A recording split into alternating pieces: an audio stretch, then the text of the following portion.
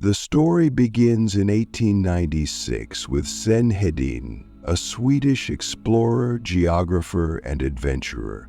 His mission was bold: to traverse the Taklamakan Desert in search of ancient Silk Road secrets. But what he found went far beyond his expectations. Imagine this: a bustling center of trade and Buddhist devotion, buried under centuries of shifting sand. This city, Dandanoilik, is more than just an archaeological site. It's a time capsule, a window into a forgotten chapter of human history. But let's pause for a moment. Why does this matter? What can a buried city teach us about ourselves? To answer that, we have to go back to a time when the Silk Road was the lifeline of global trade. This wasn't just a route for silk and spices. It was a network that connected empires, exchanged ideas, and shaped civilizations. And places like Dandanoilik were at the heart of it all. Hedin's discovery was no accident. He followed whispers of ruins deep in the desert, guided by local legends and fragments of pottery. What he found was astonishing: remnants of temples, homes, and exquisite artwork. These were not just any ruins. They were the remains of a vibrant community that had flourished from the 6th to 8th centuries AD. The air would have been thick with the scent of spices, the hum of languages from across Asia filling your ears. Traders from China, Persia, and India would have gathered here, exchanging goods and ideas. The temples, adorned with intricate paintings and sculptures, stood as symbols of the town's spiritual and cultural wealth. But here's the question that drives this mystery. How does a thriving city like this simply vanish? Shin had theories: drought, shifting sands, even divine punishment. He described the place as a second Sodom, cursed and abandoned. But he didn't have the tools or knowledge to uncover the full story. That task fell to another adventurer, Mark Aurel Stein. Click subscribe to this channel to get more topics you love.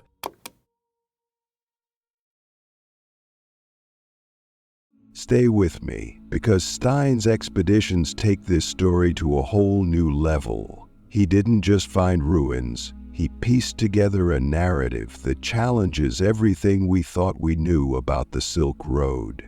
When Mark Aurel Stein arrived at Dandanoilik in 1900, he brought with him not just curiosity, but expertise in Buddhist art and scripture. Where Hedin had seen ruins, Stein saw stories.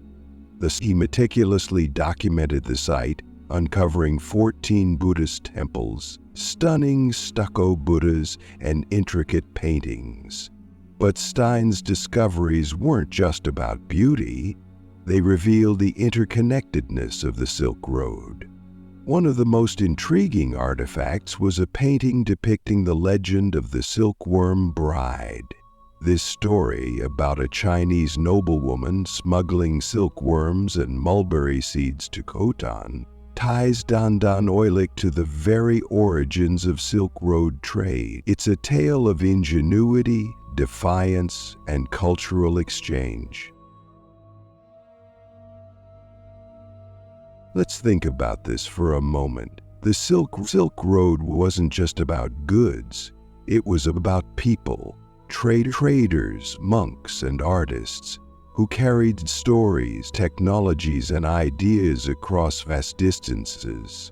Dandanoilik was a melting pot, a place where cultures collided and collaborated. But then, in the 8th century, something changed. Coins found the site suggest that China's Tang dynasty lost control of the region. Without political stability, trade routes shifted and the town was abandoned. Over time, the desert reclaimed it. Here's where the story gets even more fascinating. Dandan Oilik wasn't alone. The Taklamakan Desert is dotted with similar lost cities, each with its own story to tell. These sites challenge the idea of the Silk Road as a single highway. Instead, they reveal a network of routes, each contributing to a vast web of human connection. Ask yourself this: what does it mean that so much of history remains hidden beneath the sands? How many stories have we yet to uncover, and how might they change our understanding of the past and the present? The rediscovery of Dandan Oilik also raises questions about preservation. Hedin and Stein worked in an era when explorers often removed artifacts for personal collections or museums far from their origins. Today, there's a growing movement to return these treasures to their rightful places. This brings us to a critical point. Who owns history? And how do we balance the need to study and preserve the past with the rights of the cultures and communities it belongs to?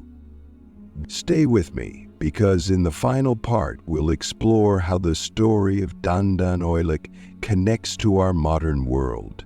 What can this lost city teach us about globalization, resilience, and the importance of cultural heritage?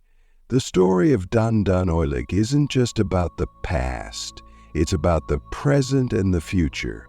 This forgotten city is a reminder of the incredible resilience of human communities and the power of connection. Think about it. Dandan Oilik thrived in one of the harshest environments on Earth. Its people built a flourishing trade hub in the middle of the Taklamakan Desert, using ingenuity and collaboration to overcome the challenges of their time. Now, let's reflect on our own world. We're more connected than ever, but that connection comes with its own challenges. Climate change, political instability, and cultural tension. What can we learn from Dandan Oilik about navigating these complexities? First, the importance of adaptability. The Silk Road's success depended on flexibility, on finding new routes, forging new partnerships, and embracing change. In our rapidly changing world, this lesson is more relevant than ever. Second, the value of cultural exchange. Dandan Oilik wasn't just a trade hub, it was a cultural crossroads. Its art, architecture, and stories reflect a blending of traditions that enriched everyone involved. Imagine if we approached our global challenges with the same spirit of collaboration. Finally, the necessity of preservation. The sands of the Taklamakan remind us how easily history can be lost, but they also remind us of the power of rediscovery.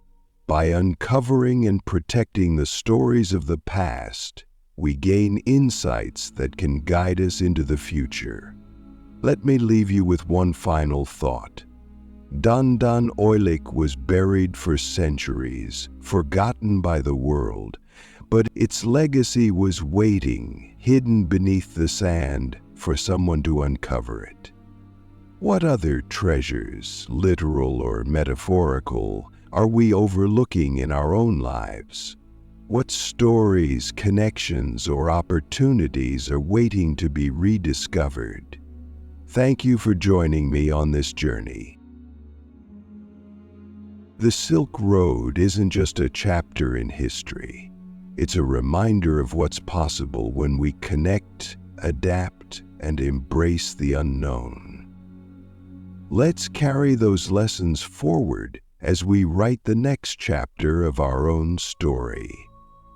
And as we wrap up this extraordinary journey through the sands of the Taklamakan Desert and the history of Dandan Oilik, this isn't just about archaeology or dusty artifacts. It's about rediscovering who we are as a species. It's about seeing ourselves in the traders who braved deserts, the monks who painted temples, and the communities who thrived in places most would consider uninhabitable.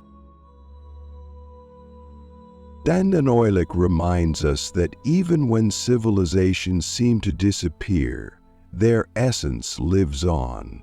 In the objects they leave behind, the stories passed through generations, and the invisible threads that connect us all. Celebrate diversity and connection. Dandan Oilik was more than a town. It was a microcosm of the Silk Road where ideas, goods, and cultures mixed to create something greater than the sum of its parts. How often do we isolate ourselves from people who are different from us? How much richer could our lives be if we embraced diversity, just as the people of Dandan Oilik did? Take a moment to think. Who in your life brings a new perspective? How can you deepen that connection? The Silk Road wasn't just a route, it was a way of life that thrived on connection. And that's a lesson we can all take to heart.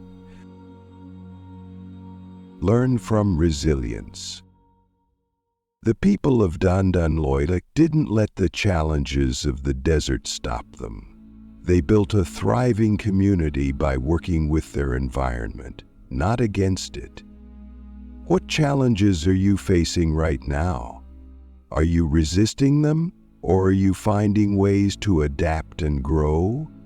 Sometimes the solutions to our problems aren't about fighting harder, but thinking smarter, using the resources we have in innovative ways. The legacy of Dandan Oilik is proof that resilience isn't just about survival, it's about thriving in the face of adversity.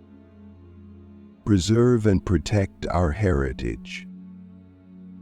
What would have happened if explorers like Hedden and Stein hadn't documented Dandan Oilik? The history of this incredible place might have been lost forever. But preservation isn't just the job of historians. It's something we can all participate in. Think about the stories, traditions, and knowledge in your own family or community. How can you ensure they're passed down to future generations? Maybe it's recording an elder's stories, preserving old photos, or simply taking the time to learn more about where you come from. The big picture. The rediscovery of Dandan Oilik is more than an archaeological triumph. It's a reminder that history isn't static. It's alive, waiting to be uncovered and shared. And in doing so, we gain a deeper understanding of ourselves, our connections, and our potential. Imagine if we approached life with the same curiosity and determination that led Hedin and Stein to uncover this Silk Road treasure. What could we discover about the world, about each other, about ourselves? Let's take that curiosity forward. Let's be adventurers in our own lives, seeking out the forgotten treasures, whether they're buried in the sands of history or hidden in the corners of our daily routines. Thank you for joining me on this journey. Together, we've rediscovered not just a forgotten city, but a timeless truth, that even in the harshest environments, humanity has always found a way to create, connect, and endure. And that's a story worth sharing. Let's keep telling it. Let's keep exploring. The next treasure is out there, waiting for us to find it. Let's go.